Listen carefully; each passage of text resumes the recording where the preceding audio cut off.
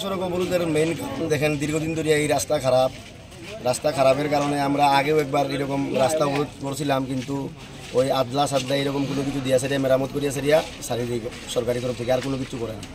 তো দেখছি আজকে সব জায়গার থেকে চাঁদপুর, চুরাইবাড়ি, ফুলবাড়ি, খেরেংজুড়ি সব জায়গার থেকে মানুষ আমরা ডাকছি যে যত সময় পর্যন্ত এইটার থেকে কোনো কিছু সমাধানের কোনো রাস্তা দিত না আমরা রাস্তা অবরোধ আমরা তুলতাম না। এটা কোন জায়গা?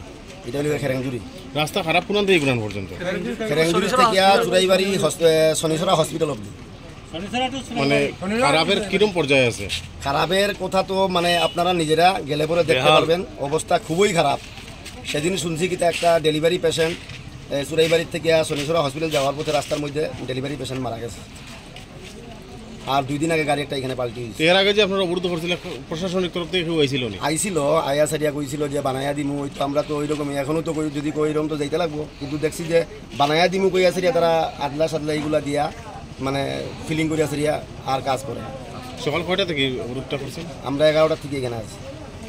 কেউ আইছে নি এখন পর্যন্ত?